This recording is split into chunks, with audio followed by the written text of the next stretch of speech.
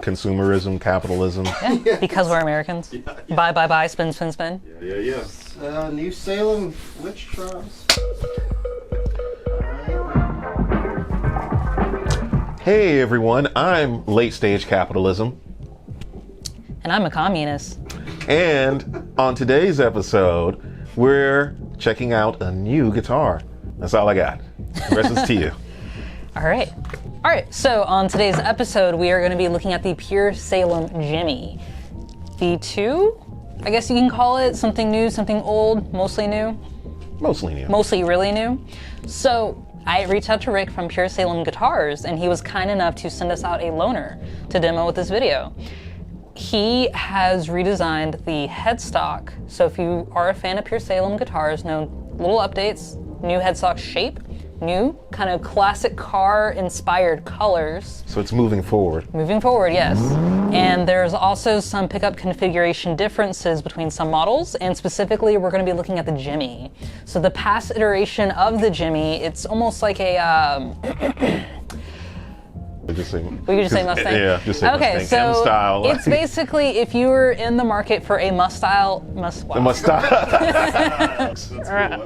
If you're in the market for a new Mustang style guitar, if you're in the market for a new Mustang, take a look at Pure Salem. They've got a Jimmy. It's pretty interesting. Ooh, actually, should we bring down the Mustang? Nah. Okay.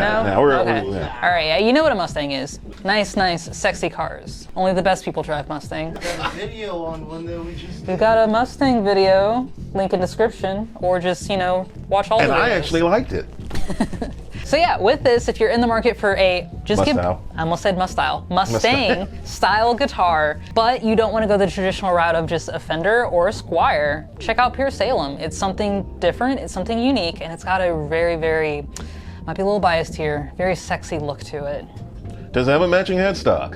It does have a matching headstock. Then f it. Gets the working class music stamp of approval. Right there. Sexy color, matching headstock, yes. So really quick, I just want to go through the specs.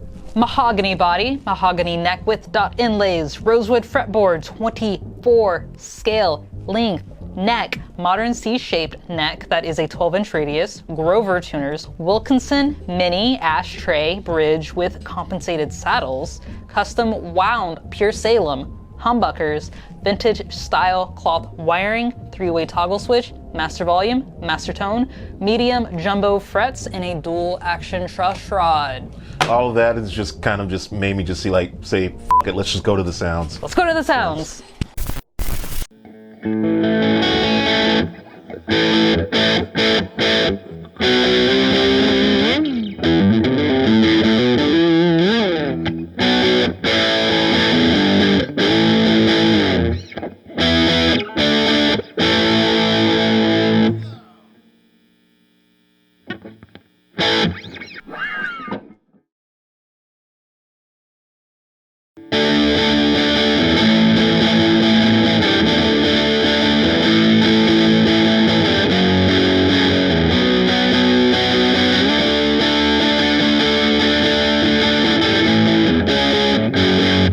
Both? Hi, Kevin.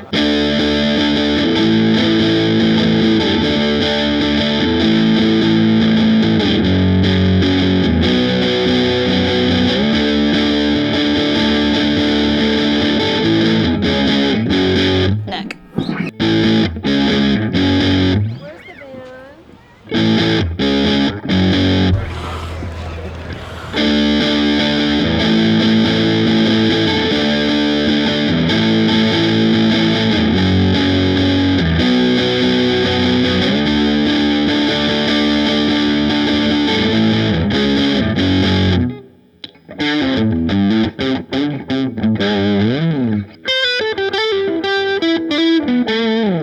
Two, four, seven.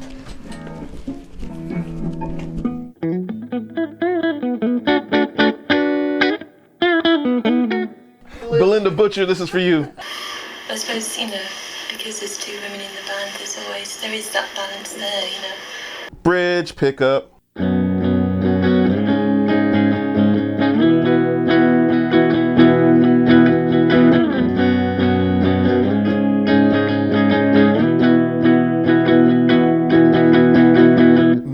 position.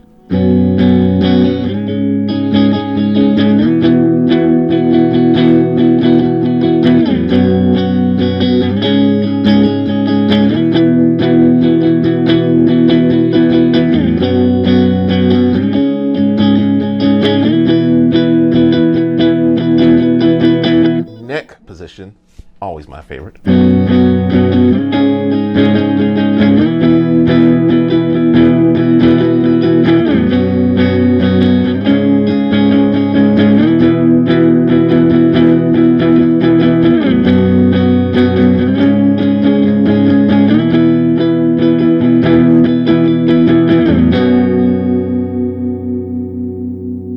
Oh, no wiggle stick. It's in the case. That's fine. Actually, should we? I wouldn't.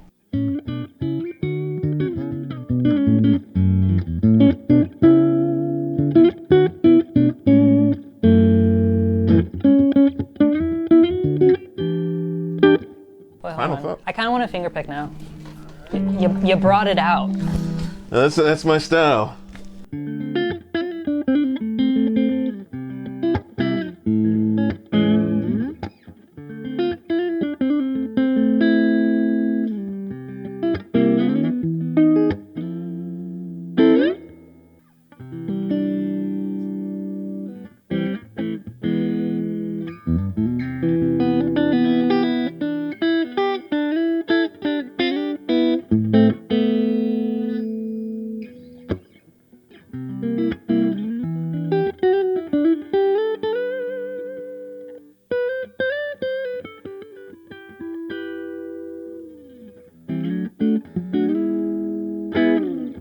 This is like equally. Save it for the final thought. Okay. Right, so let's close this sumbitch out. Yeah. So Jason, what'd you think? It's orange, reddish. It's a guitar. Sounds like one of my reviews. I know. I get to do this. I'm having so much fun with this.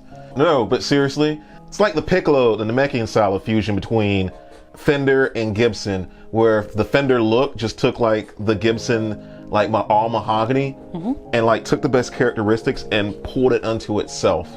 This is my first time playing it, so these are my first thoughts. I think it's fucking awesome. Like, if we're being blunt and being honest, I'm usually the one that rips things to shred. Tia does it too, but like, I'm usually like, I don't know about this, but it's fucking awesome. Like, you can't tell but hear, but like, after we were done the initial playing demos, we both went back and played it more.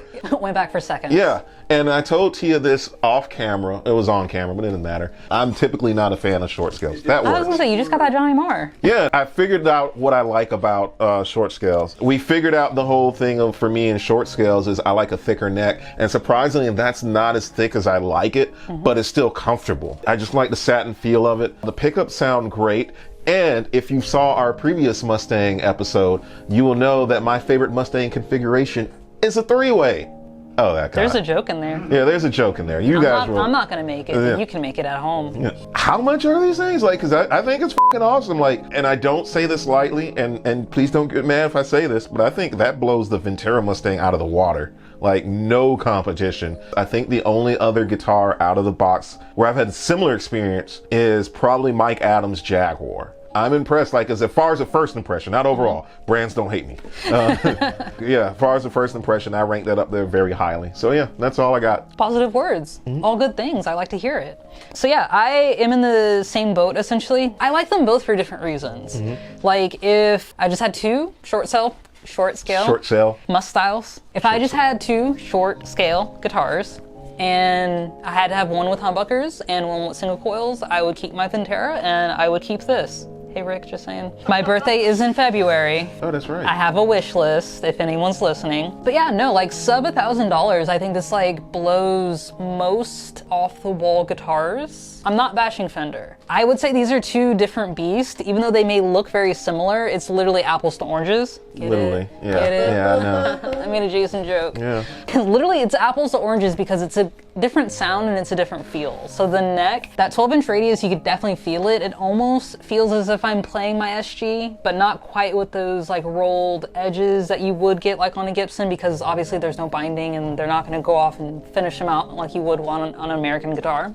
But for essentially half of the cost of a new SG standard, I mean, obviously it's not an SG, but this is still a pretty killer, shorter scale, dual humbucker style guitar for, again, sub $1,000. Locking tuners, the pickups sound really, really, really good.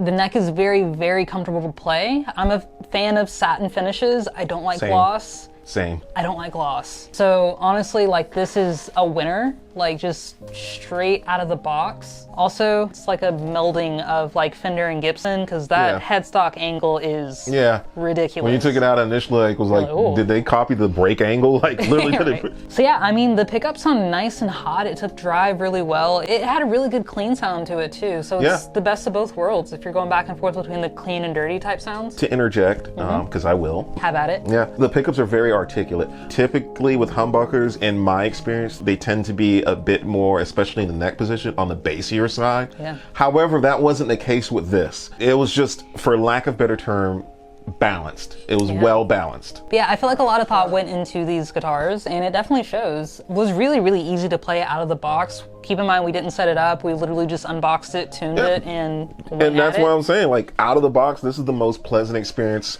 we've had in a while. This is like, what, $950, $980? And we had that $2,400 Jazzmaster that had a laundry list of issues. They're fixed now, and it's like a new guitar, but out of box, sub $1,000, killer. The only other experience that comes close is that Grez baritone. Dude, but that was also $3,000. No, that's my point. That's the point that I'm making. Like, I will say that when I initially opened it, I was afraid. I thought there were scratches, but it just turned out to be like buffing polish, or polish that hadn't fully been buffed out. A lot of thought went into these guitars, and I feel like it really shows. Like, Rick, you did an excellent job.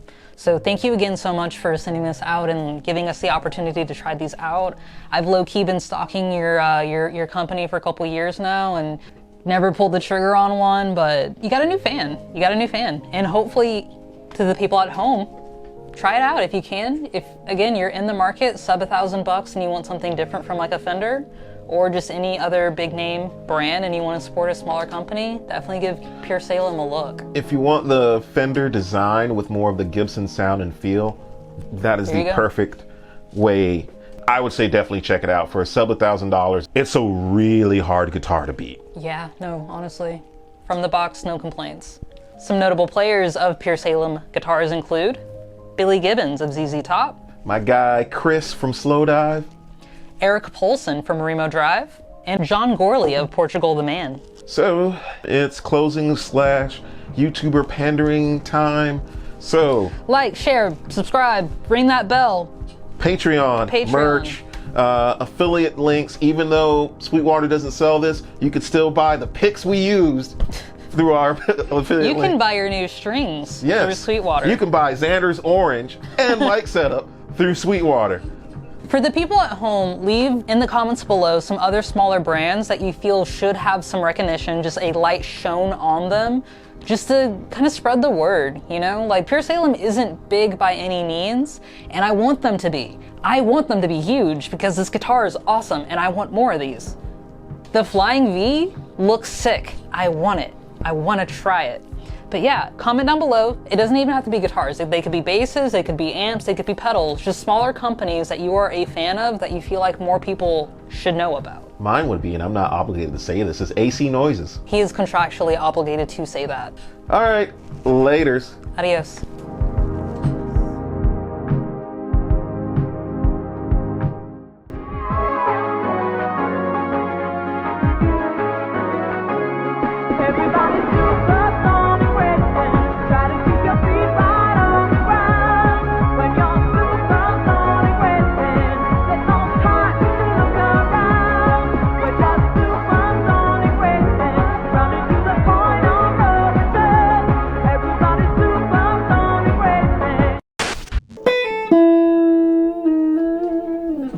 These strings are thin.